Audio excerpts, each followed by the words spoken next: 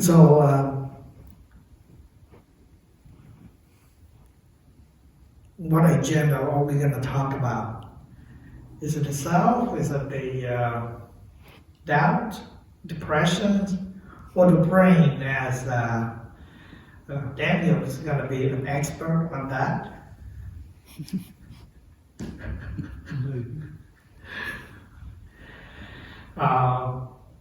Yesterday I happened to watch a document about the brain, and it was incredible. It was really incredible. But I have no comments on that because I'm not qualified to comment to comment on such a thing. So, but you know.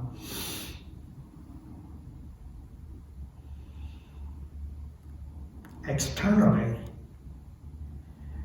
we're at war with others. Internally, we are at war with ourselves. Don't know when to begin to that.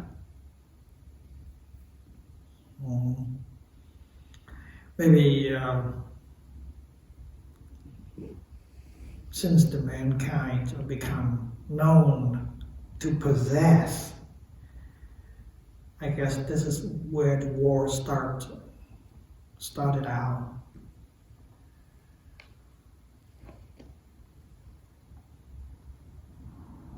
It's actually because of the importance of the self, the ego, and it's all started out.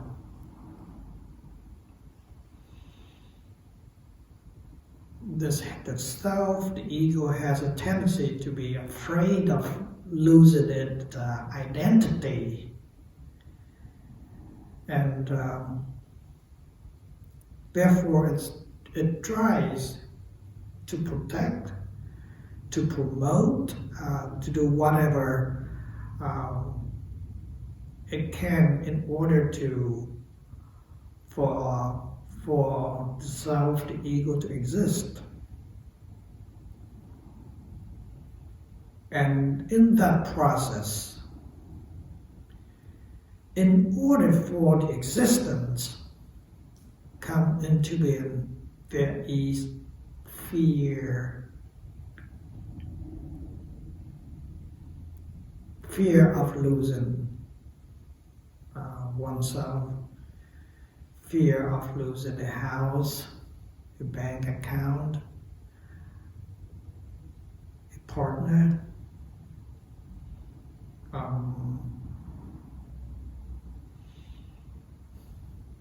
stock exchange, and such and such. And then, therefore, it tries to protect whatever it has. In that trying, there is a reaction. And reaction brings suffering. It's so evidently.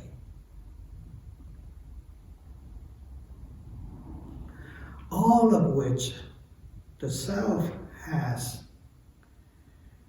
We all know, 8 billion people in this earth know that when we pass away, we're not gonna bring anything with us. You don't have to wait until the doomsday of each of us. Tonight we can experience that as we go into the deep sleep. Everything is lost.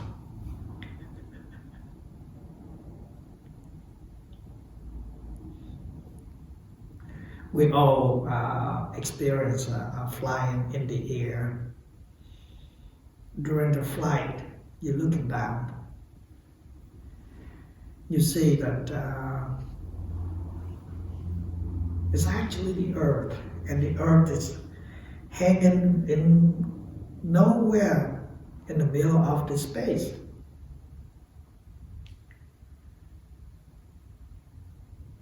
And myself that I feel disconnected to everything.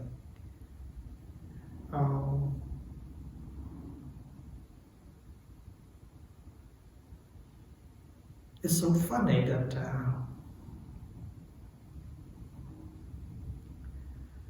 we stick with whatever came into our hands.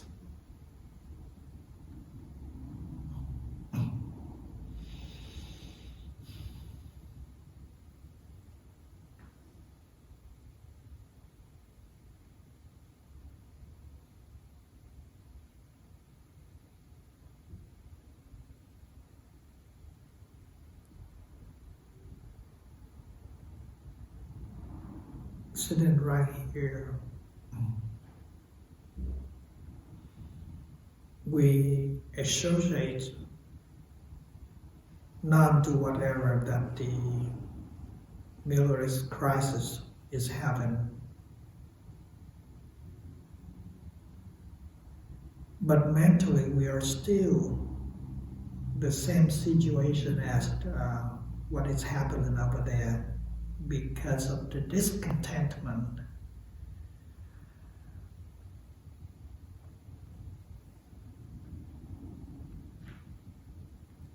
Doubt is one of the 5 hindrances that cause the suffering.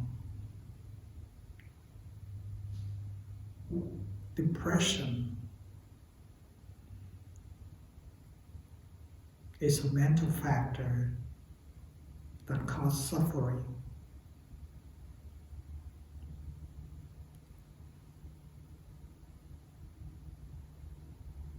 Because of we see the importance of the self. The self is so real, and therefore doubt is real, therefore depression is real, and we suffer. Even suffering is real.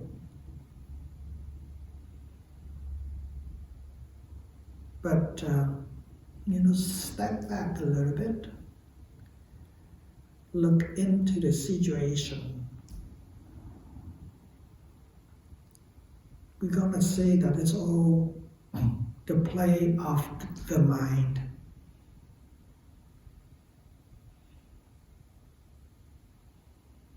The present of the mind, the presentation of the mind, it's going to be one way or another. We cannot get away with it. Sometimes it's present in a form of love. Sometimes it's present in a form of hate. So there's the form of doubt and depressions are the same.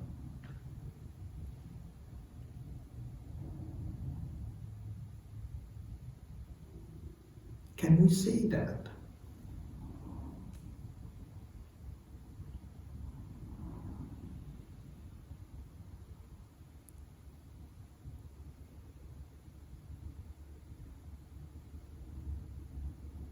The self, the ego, are actually just like another mental state, mental factor. It's elusive. Therefore, we should not be fearful to the self.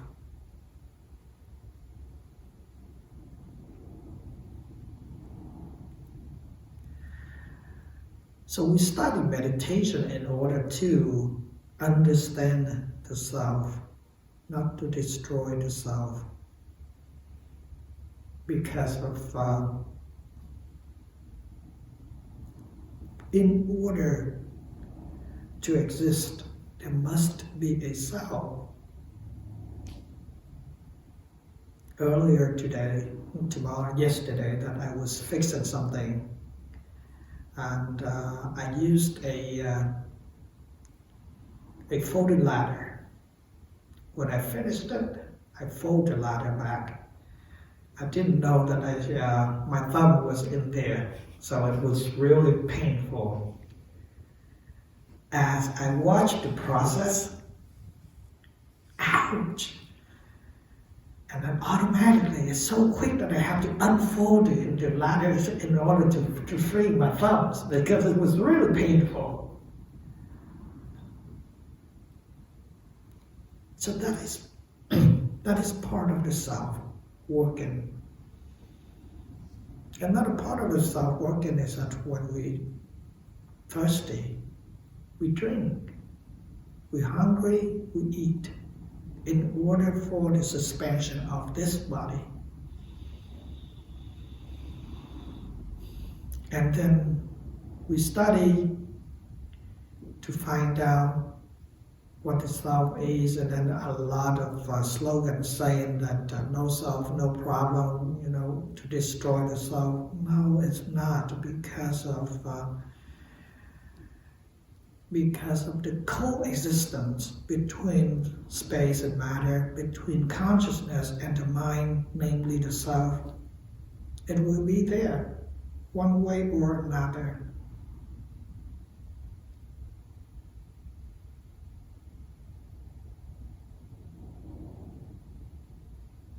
We don't have to do anything, only to detach from what it is. When we have a notion of detaching ourselves, then automatically we detach from the object too.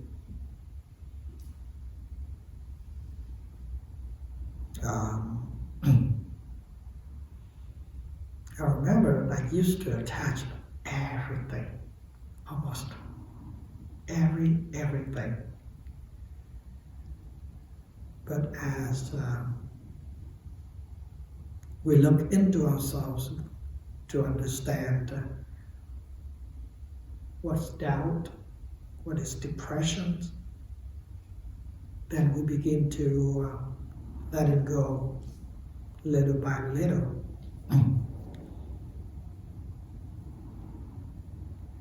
Of course, there's still attachment in me. A little, a lot, I don't know. But I begin to feel happy, to appreciate what I have. And I don't superimpose my perspective upon an object. Don't superimpose. Because of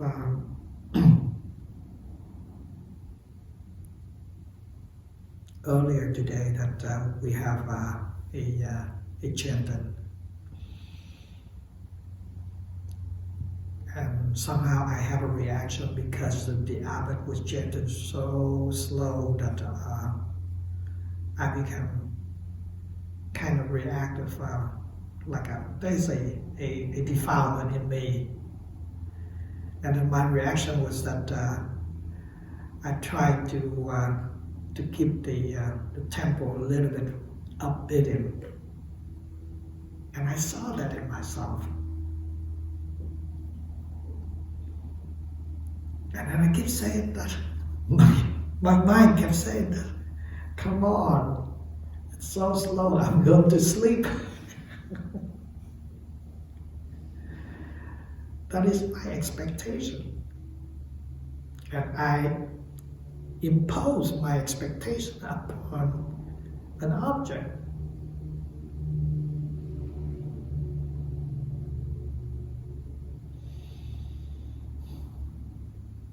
And I will suffer. So, in that moment, if I look back mindfully, I wouldn't be suffering.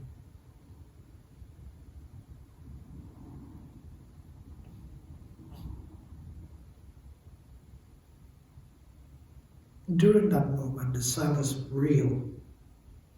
It's so real. Therefore, the mind attached to whatever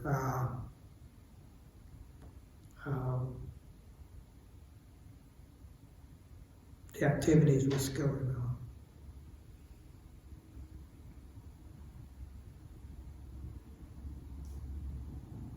Like I said before, each of us here is a play of the mind.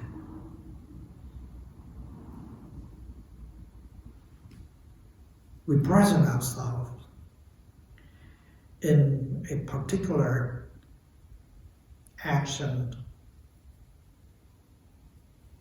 namely speaking, reaction with the body, and such, thinking, and such and such. So nobody is the same. And because of that, we understand this is how the mind presents itself in each moment from each individuals. And when we see that, we don't expect the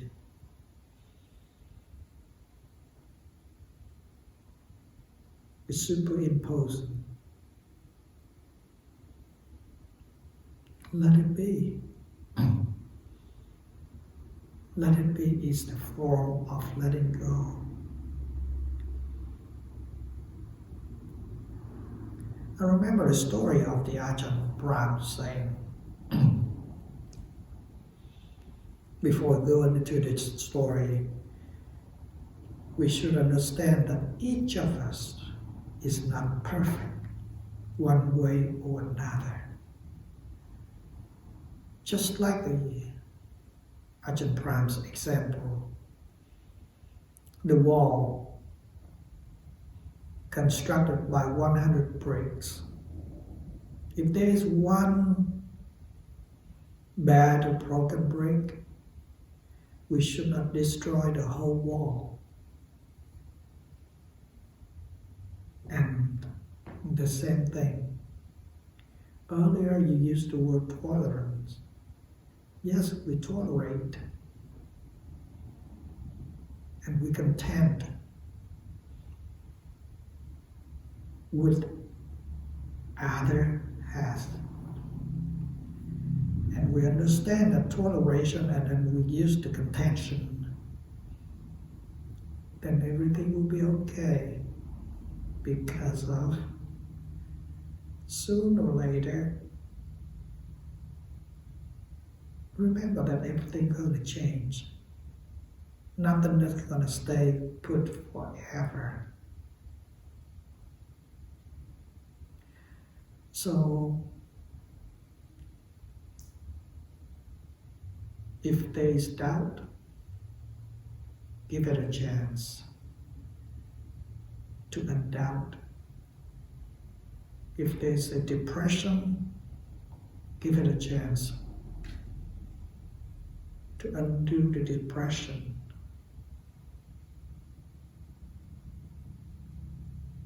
When those mental states are no longer, then we're back to being normal, being happy again, and life is beautiful again.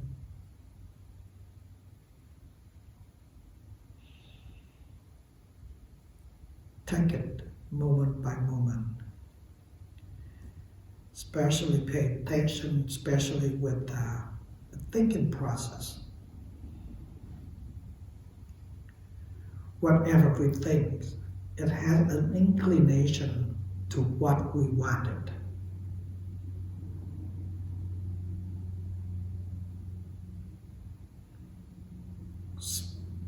Let's say that doubt. If we keep thinking, doubt's going to grow more and more and more. Same thing with depression. If we keep thinking that depression is going to grow more and more and more until it became unbearable, and then we react. And reaction brings more suffering.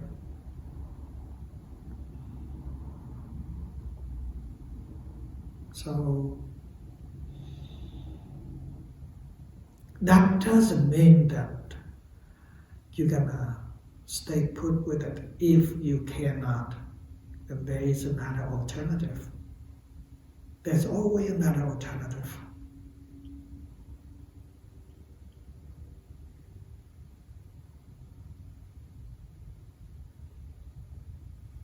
Confucius says,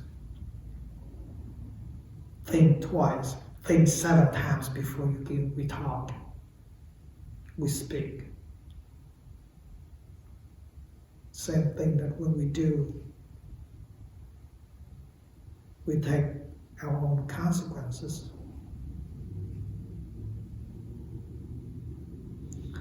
And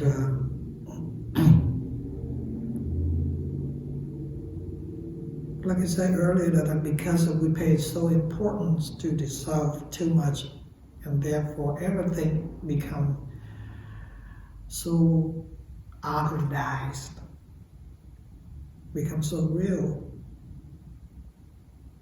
But the truth is that it's only in a relative level. Everything's in the relative level. Take it lightly, and maybe it's gonna take some time, to undo what the consequences, but it's gonna change.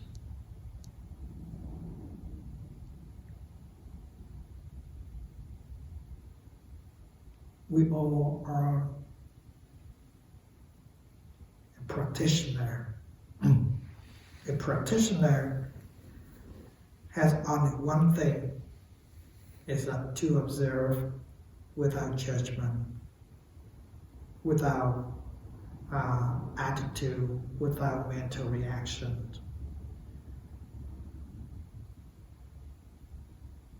Allow it to be. Use its own suffering to free ourselves.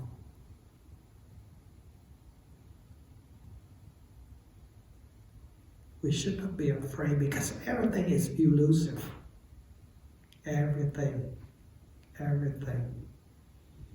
Don't make doubt become real. Don't make depression become real.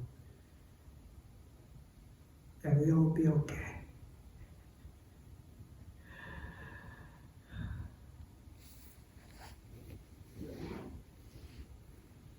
All right. Please have an input.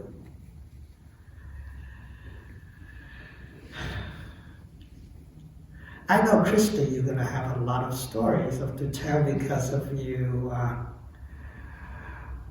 encounter a lot of beings in the correctional centers.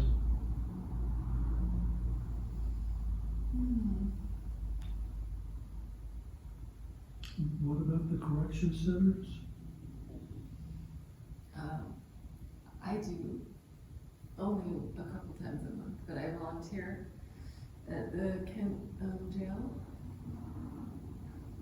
We take a meeting into the women there. Mm-hmm. I don't have a whole lot to share tonight. It feels good to be here. Yes, please, Daniel. Yeah, I could share something. About 2 weeks ago, I had an unusual experience, at least for me. I had an MRI on my head. Has anybody else had that experience? No? You? Yeah, well, You? my throat. Your throat? Yeah. All right. So if I could explain, the MRI, you're slid inside a machine, and then, at least in my case, there was kind of a face mask that they put on top of your face. Did they do that No. for you? No.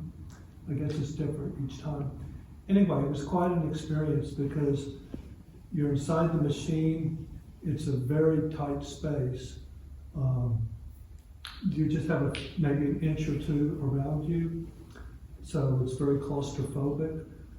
And then my procedure was about 40 minutes, so it was a long procedure. And there are many very loud and unusual sounds that occur. It's hard to describe. You would have to go through the procedure. Many people have a very difficult time to tolerate the procedure, again, because it's so alien and claustrophobic, and because the loud sounds are so unusual and scary. And I did find the meditation practice actually helped me a lot. So I really just focused on staying calm and focused on my breathing. Eventually it was over. The people who did it, they were very nice, very helpful. You can talk to them while you're in there. I mean, it's, could be worse. Anyway, it was quite an unusual experience, and I thought the Buddhism, the meditation really helped me.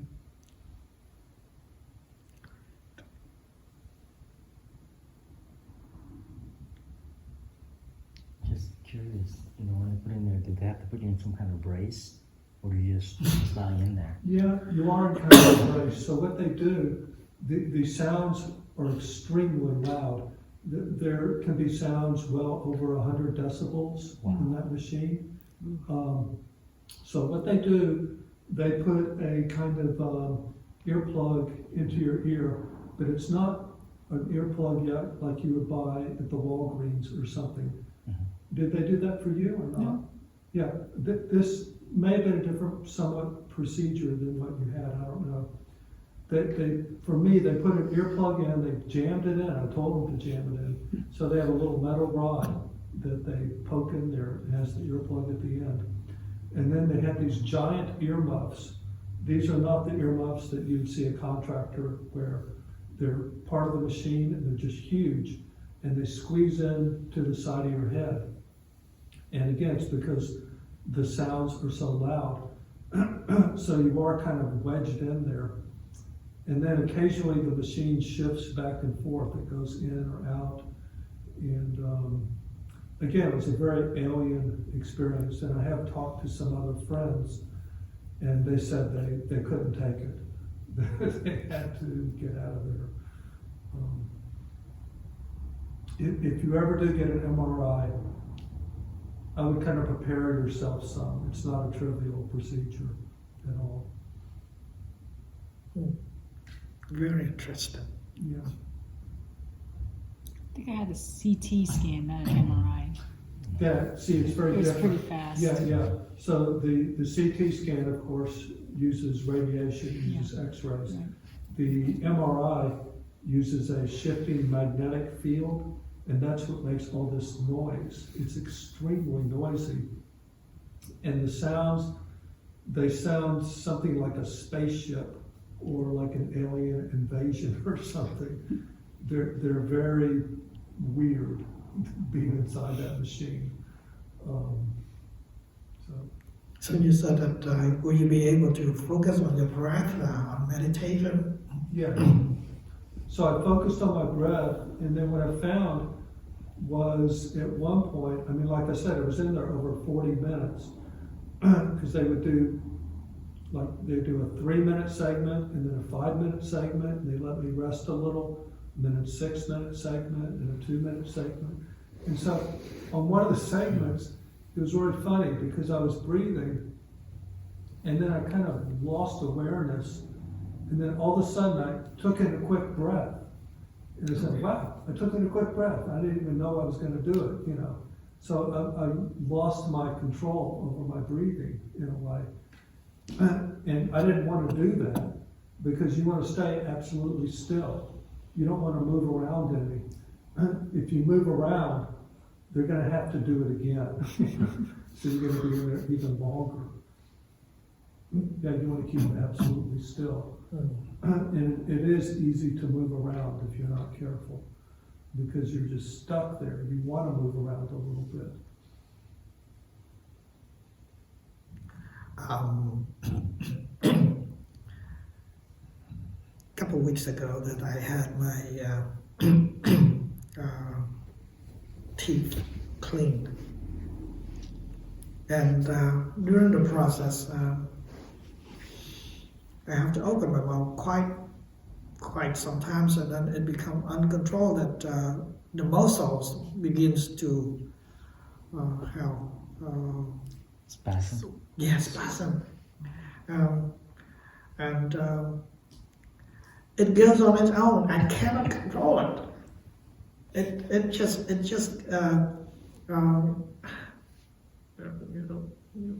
it's really quite an experience that as a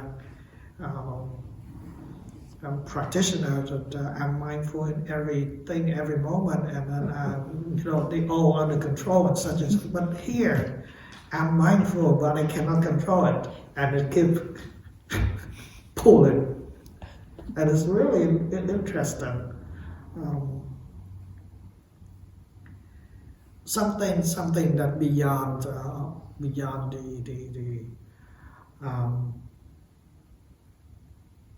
the control, and then mindfulness has nothing to do with it. Also, same thing with taking a sudden big air into. So, and then we can find out that in that moment there is still awareness, even though that we cannot control, but there is still awareness. It's very interesting. It's very, very interesting.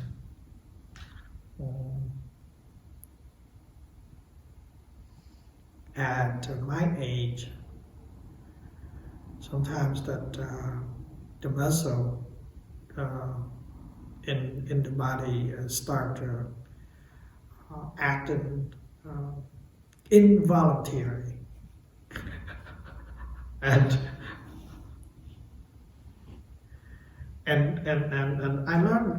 learned from that is that this is not me at all. This is not Yaktam at all. It's just the way it does. The body when it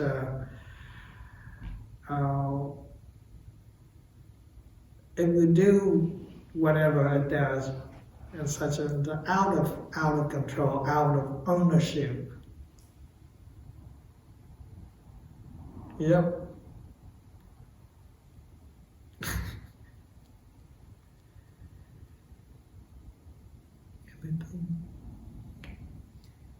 Please. That's funny that you mentioned that. I last night did meditation, and I don't know if you've heard of TRE.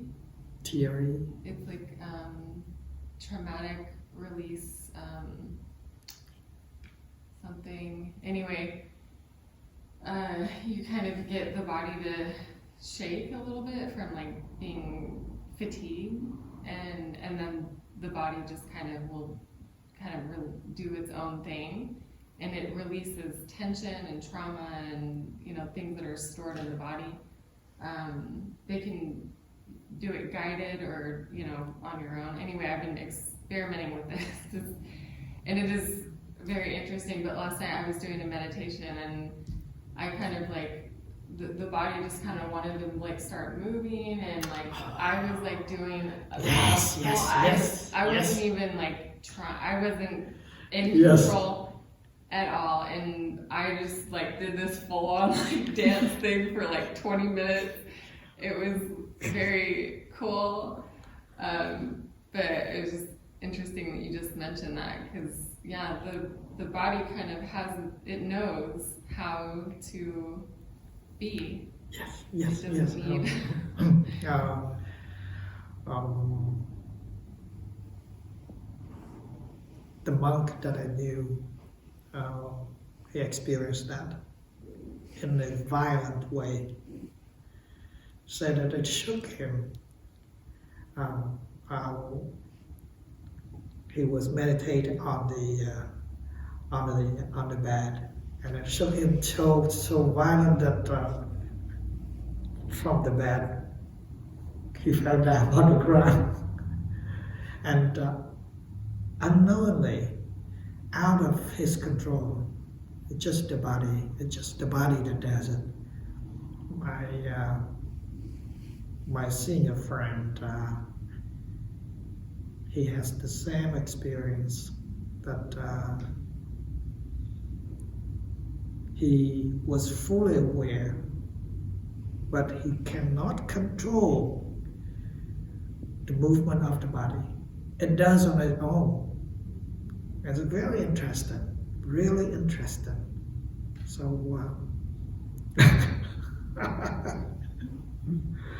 So, Christy, are you also a good dancer? Did you say? The reason I asked, I mean, I've noticed, there's some people who are really good dancers, like their body just kind of moves naturally. And there are other people, mostly guys, who, not good dancers.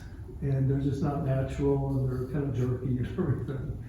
And so I'm wondering if there's some connection, maybe. Yeah. So I've done a couple of these retreats, and one that I did earlier this year, I noticed like there was a lot of intense emotion, and they would have everybody kind of get up and just like shake it off, because you want to, when you're experiencing pain, the body naturally will kind of want to like tense up and hold, contract. And sometimes it would just be fun and like dancing. And I noticed that I felt very frozen in my body. Like I couldn't move like other people were moving, and I was noticing it and feeling very kind of self-conscious, and why can't I let it go?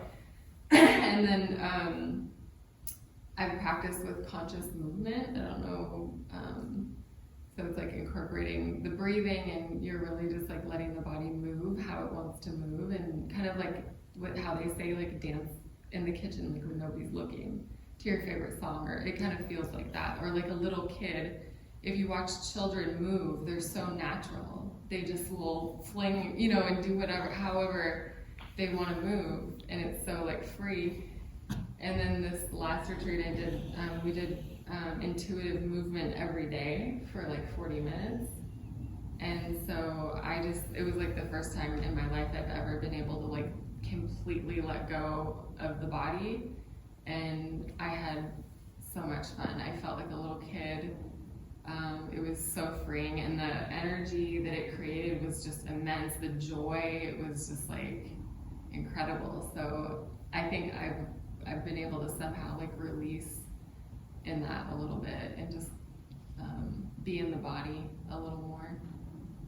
My mom also did that treatment for a couple of months. She just watched the video that her friend shared with her, and I saw her like her body. Right. Yes, and It's I really was cool. shocked. Yeah. Like she told me that her body just moved by herself, and I was thinking, how could it be possible? Yeah. And she kept telling me, "Oh, give it a try." And there was one time she started to cry, Yeah. and unconsciously, and then she told me like after practicing for a couple of months, that tension around her upper body got released so much. Yeah, it's really cool. then this is not what I try to explain. This is not what I was.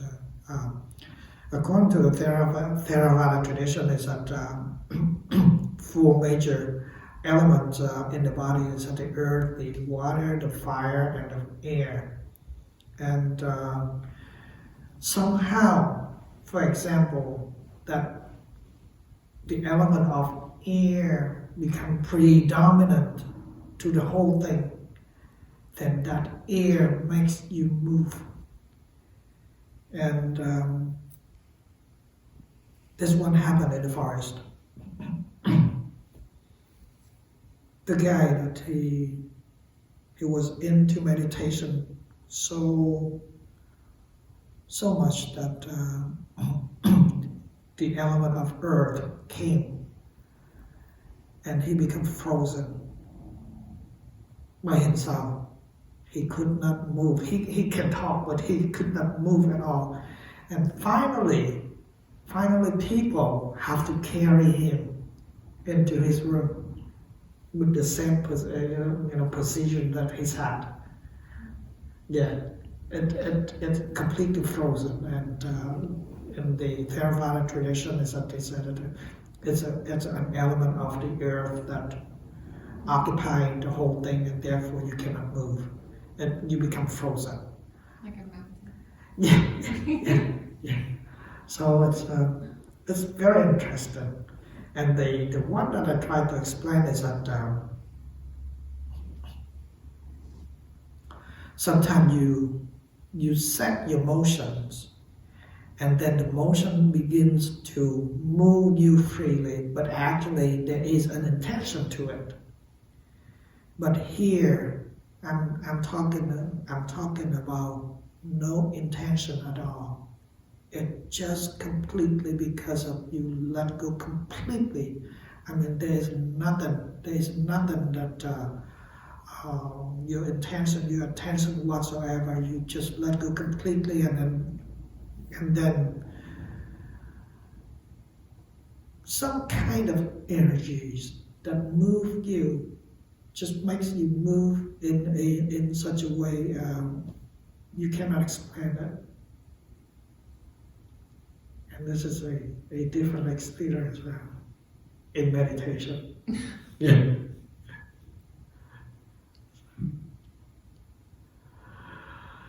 Yes. I remember many years ago when I was practicing meditation, I started to cry, and then after finishing that meditation, I stopped having a nightmare that I kept having for many years. And I was thinking, wow, that's amazing. Yes. No. Sometimes we call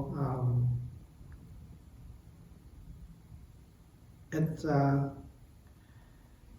There was one time, that perhaps about 25 years ago, that I have the same experience that. But this one is that I try to manipulate the mind. While I was sitting, I kept saying that I'm happy. I manipulated the mind. And then actually for a while, just a little bit later, that joy that really came, and then it became overwhelmed. I was crying because I was so happy, and that happened. But the process is that you manipulated the mind, and this is the process. This is one way of doing vipassana too. Vipassana, they have that kind of technique. Yes, I think that time I somehow manipulate my mind by start think about a scenario, and then I try to rise my compassion onto that scenario, and then I start to cry, and then that's how I'm not sure whether that's similar thing as what you taught. Just like that, spreading compassion, it's a process of manipulation. You begin to think, and then you spread the compassion toward an object, such as that's a process of manipulation. But for a while, then it becomes so innate that the mental state came. Yes. So are you suggesting that when you cried, you released something that was in your mind that was kind of causing the nightmares? Yes, Yeah. yes. I had a nightmare about one of my middle school teacher. Like, and after that, I stopped having nightmare related to him anymore. That's very interesting. Yes, I was shocked. Must have been quite a teacher.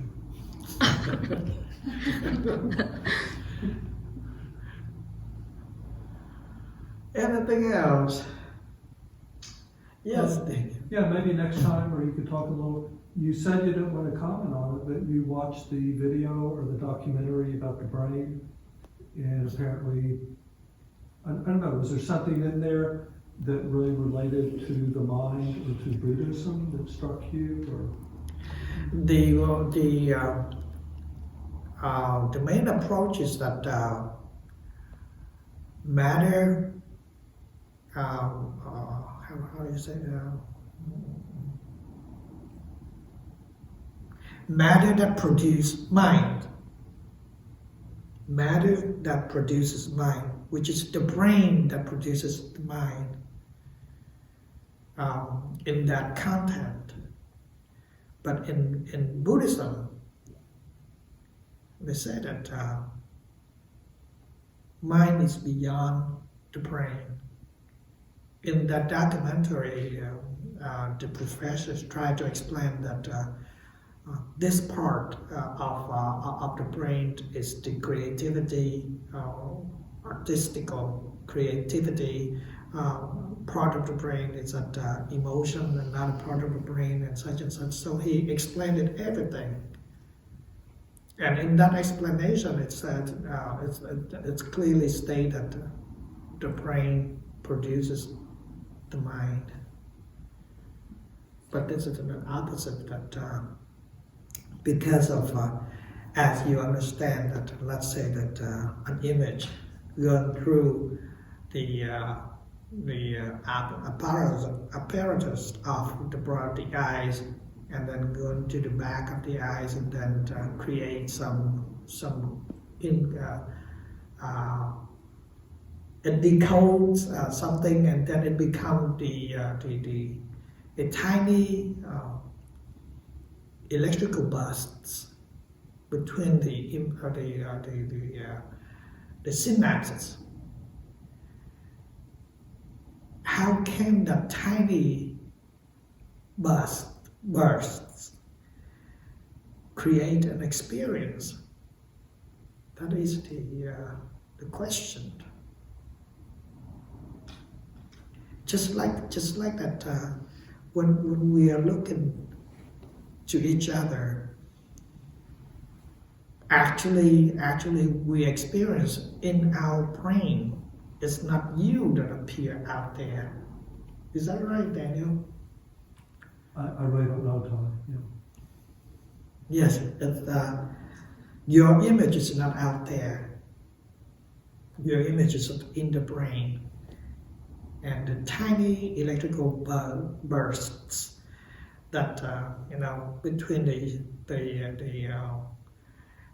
synapse, neural synapse, create an experience. And if we say that the brain that creates the mind, an octopus has no brain, and a lot of people that normal brain is about 3 pounds, but some special people that the brain is very little, just a layer, and in that it contains a lot of water, and that's it. Especially that medical journals that they recorded a very genius math student. When they studied his brain, that they found that his brain is not normal. It's all water in there. It's not a fully developed brain. Yeah, it's called hydrocephalus. Sometimes the fluid inside the brain, it expands too much. And then you're right, the brain material is just a thin kind of layer around because that fluid part gets so big. Is that what you're talking about? Oh, no, that one I knew. I know that you're talking about. But this one, the student is very normal, and the professors was specialized in the brain, and then they study him, and then when they took a picture of his brain, is that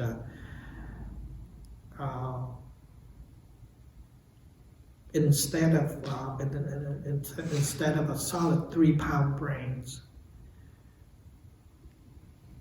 this one is just a thin layer outside, and in the middle of the brain, it's all water. And if we have to talk about the brain that produces the mind, there are a lot of species that doesn't have brain. And then how come the minds come into being? And well, anyway, I'm not qualified to say such a thing, but You said you don't want to talk about it. but it's very, very interesting. It's very interesting. Such an incident that you have MRI, you have CAT scan and such, all of that. It's beyond matters, and we still aware of that. So where that awareness comes from? It's very interesting. So, okay, good.